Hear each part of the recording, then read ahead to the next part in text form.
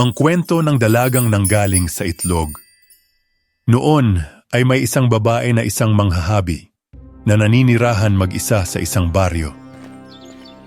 Isang araw, naglakad siya sa gubat at nakatagpo ng isang napakalaking itlog. Aba, Diyos ko, anong klaseng itlog ito at bakit napakalaki? Siya ay tumingin-tingin sa paligid, ngunit walang nakitang iba pa. Iuwi ko ito at ingatan. Kapag iniwan ko rito, tiyak na ito'y mababasag. Inuwi niya ang itlog sa kaniyang tahanan.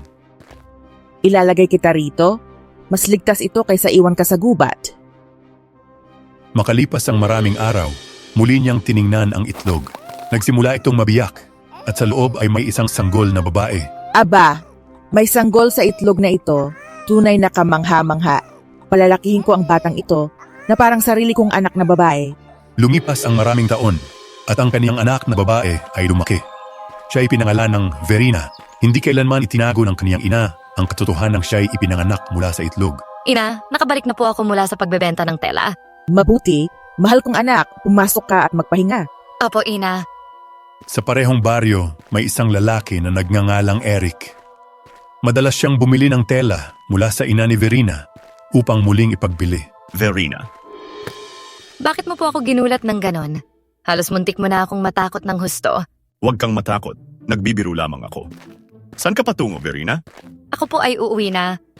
Huwag kang malakad na nakakabilis. Hintayin mo ako. Hindi ko kayang tumabay. Kung makasabay ka o hindi ay iyong alalahanin. Wala itong kinalaman sa akin. Makiusap, uminto ka sandali at makipag-usap sa akin. Ako'y napagod sa pagsunod sa iyo habang nagsasalita. Ako'y huminto na. Kung may sasabihin ka, sabihin mo na. Ikaw ba'y nagdamdam dahil ginulat kita? Kung gayon, taos-puso akong humihingi ang paumanhin. Hindi po ako nagagalit. Nagmamadali lang akong umuwi. Bakit mo po ako sinusundan? Ako'y pupunta upang kumuha ng tela mula sa iyong ina, gaya ng dati. Huwag mo akong ituring na isang estranghero. Alam mong lubos kitang pinahahalagahan, Verina. Kagaya ng nasabi ko na dati, kung nais mong mahalin kita, una mong alamin ang lihim ng aking nakaraan bago ko matutunang mahalin ka. Iyon ba'y tungkol sa iyong pagiging ipinanganak mula sa itlog? Opo, totoo yun.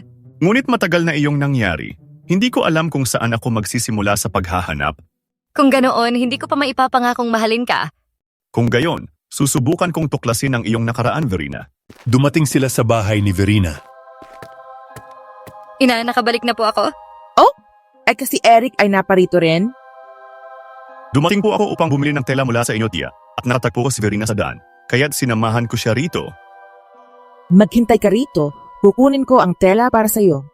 Opo, tiya, gawin ninyo ang nais ninyo. Napatingin si Eric sa paligid at pansin ang iyang balat ng itlog.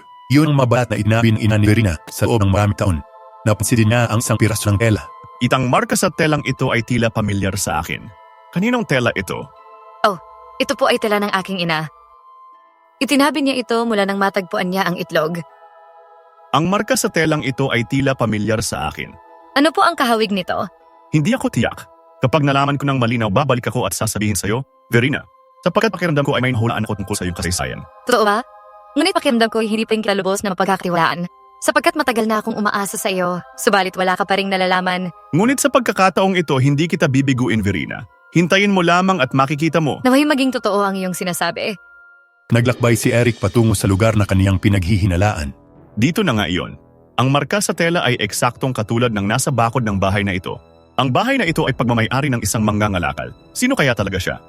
Bumalik si Eric upang sabihin kay Verina. Verina, nais mo bang marinig ang mabuting balita ko? At ano po itong mabuting balita ninyo? Natuklasan ko na ang kahulugan ng marka. Katulad ito ng nasa bahay ng isang mangangalakal. At anong kaugnayan ng bahay ng mga ngalakal na yon sa akin? Hindi ko pa tiyak, ngunit pupunta ako roon upang hanapin ang katotohanan. Paano po ninyo gagawin yon? Hintayin mo na lamang at asahan ang mabuting balita. Batid ni Eric na ang mga ngalakal ay nakikipagpalit ng iba't ibang kalakal. Dinala niya ang kaniyang mga tela upang ipagbili sa mga ngalakal. Anong sadya ninyo rito? Dumating ako upang makipagpalitan ng kalakal sa inyong amo.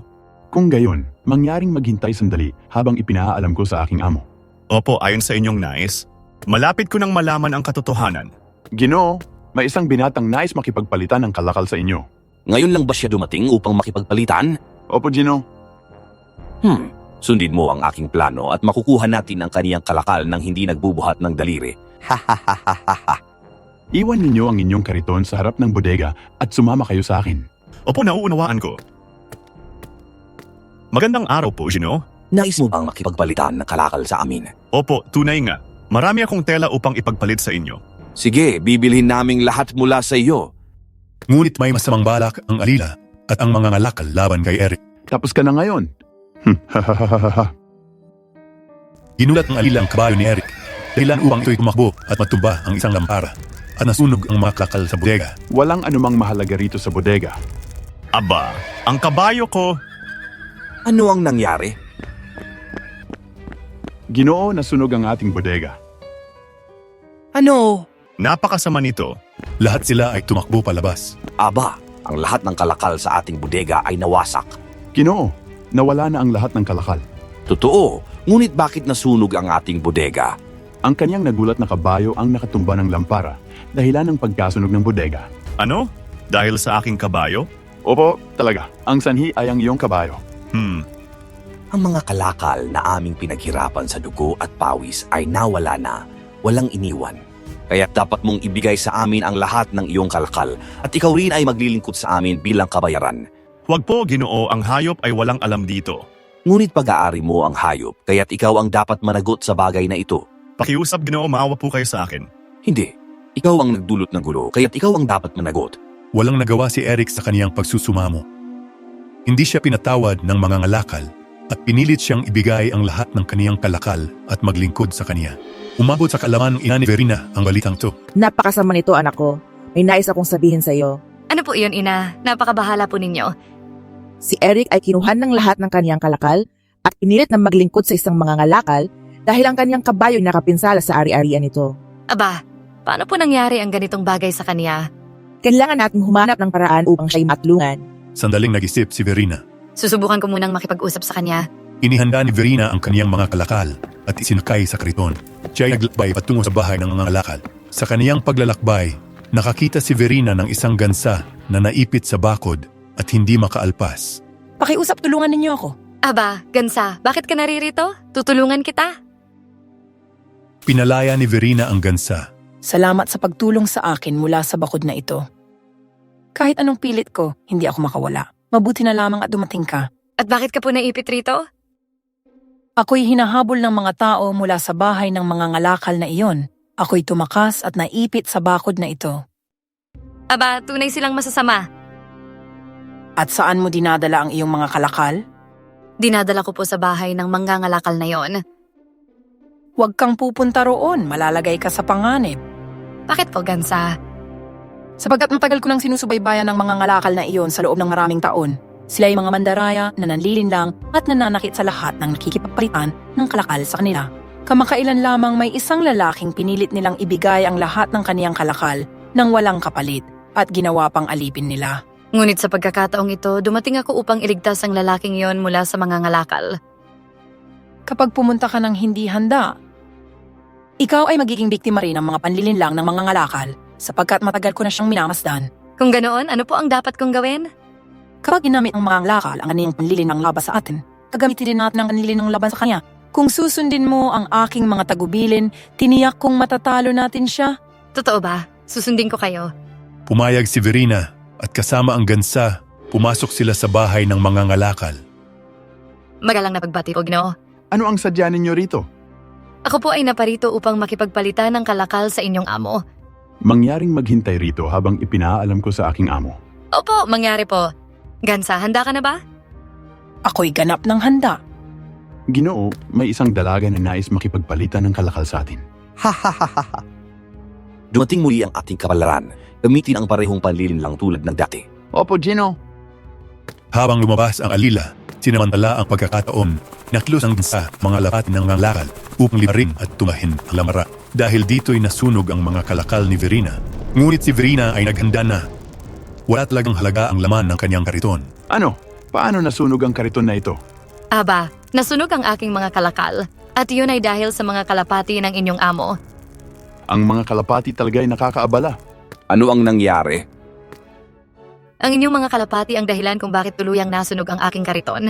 Halila, totoo ba ito? Opo, Gino. Totoo nga. Ginoo, ang aking mga kalakal ay ganap na nawala dahil sa inyong mga kalapati. At ano ang nais mong kapalit? Ang mga kalakal na dinala ko, nais ko lamang ipagpalit kay Eric na kasalukuyang naglilingkod sa inyo. Tungkol naman sa mga kalakal na nawala ninyo, babayaran ko iyon sa susunod. Kahit mawala si Eric, dapat pa rin silang magbayad para sa mga kalakal na sinunog niya sa aming bodega. Sige, pumapayag ako. Alila, tawagin agad si Eric. Opo, Ginoo. Nagkasundo tayo na ipagpalit si Eric para sa kaniyang mga kalakal. Ngunit tandaan, may utang pa rin sila sa atin para sa sinunog ni Eric sa ating bodega. Opo, nauunawaan ko. Kami po ay alis na. Sa kanilang pagbabalik, sa kalagitnaan ng daan, nagtanong si Eric kay Verina. Verina, bakit hindi mo tinapos ang utang sa masamang mangangalakal na iyon? Bahagi ito ng plano ng gansa. Bakit gansa? Maaari mo ba itong ipaliwanag sa akin? Nangyari ito maraming taon na ang nakalipas at may kinalaman sa batang babae sa itlog. Ano? Ang batang babae sa itlog? Ang kwentong iyon ang nadala sa akin sa bahay ng mga ngalakal. Gansa, ako ang batang babae sa itlog. Ito ang telang nasa akin mula pa pagkabata. Aba, tunay nga, ikaw ang matagal ko nang hinahanap. Ako'y lubos na nagagalak na matagpuan ka. Gansa, maaari mo bang sabihin kung sino talaga ako? Siyempre, sasabihin ko sa inyong dalawa ang lahat. Maraming taon na ang nakalipas, ang masamang mangangalakal na iyon ang pinagkatiwalaan na mag-alaga sa iyo matapos ang iyong mga magulang. Ngunit isang araw ginamit niya ang kaniyang panlilinlang laban sa iyong mga magulang upang agawin ang kanilang negosyo. Palulubugin natin ang bangkang ito at hindi na kayo makakabalik kailanman. Pumalaot ang iyong mga magulang na hindi nila alam na sira na ang bangka. Sa kasamaang palad, nalunod ang iyong mga magulang nang lumubog ang bangka sa dagat at inagaw ng mga ngalakal ang kanilang negosyo. Batang babae, ito ang iyong hatol. Iiwan ka namin rito, mabuhay ka man o mamatay, ayon sa kapalaran. Munting nilalang, iingatan kita. Mayroon akong mahiwagang balat ng itlog na magpoprotekta sa iyo. Naway may mabuting puso na magpalaki sa iyo. Gaya ng aking inaasahan, Verina, ikaw nga ay inalagaan at pinalaki. Ito ang iyong kasaysayan at sa wakas natagpuan na kita. Aba, ito pala ang kwento ng aking buhay. Verina, dapat kang maging matatag. Ayos lang ako. Lalabanan ko ang masamang mangangalakal hanggang sa huli upang ipaghiganti ang aking mga magulang. Gansa, ano ang susunod nating gagawin? Bibigyan ko sila ng mapa ng isang minahan ng ginto at ang kanilang kasakiman ang magdadala sa kanila sa sariling kapahamakan. Matapos pag-usapan ang kanilang plano, nagtungo sina Eric at Verina sa bahay ng mga ngalakal upang ayusin ang mga kalakal na umano'y kanilang utang. Dumating kayo upang bayaran ng aming mga kalakal, tama ba? Opo, tama po. Ibibigay ko sa inyo ang mapa patungo sa isang kayamanang ginto bilang kabayaran. Ngunit tandaan ninyo, minsan lamang ninyo iyon makukuha. Sige, pumapayag kami. Naglayag ang mga ngalakal kasama lamang ang dalawa niyang tauhan. Ayaw niyang marami ang makaalam. Bilisan ninyo at ikarga ang lahat ng ginto sa bangka. Ginoo, naikarga ko na po ang bangka ng puno ng ginto. Magkarga pa tayo. Minsan lang natin ito makukuha. Kapag naghintay pa tayo, baka kunin na nila. Sayang at isang bangka lamang ang dala natin. Dahil sa kasakiman ng mga ngalakal, pinuno niya ng ginto ang bangka hanggang halos lumubog ito. Sa kasamaang palad para sa kanila, hindi kinaya ng bangka ang bigat at lumubog sa dagat. Saklolo. Saklolo! Sa huli, lumubog ang kanilang bangka at nawala sa kanila ang kanilang kayamanan at pati ang kanilang buhay. Samantalang sina Eric at Verina ay nagpakasal at naging matagumpay na mga mangangalakal sa kanilang sariling kakayahan. Ang kwentong ito ay nagtuturo sa atin na ang kasakiman, tulad ng sama-samang mangangalakal, ay tiyak na magdadala sa sariling pagkawasak. Wakas.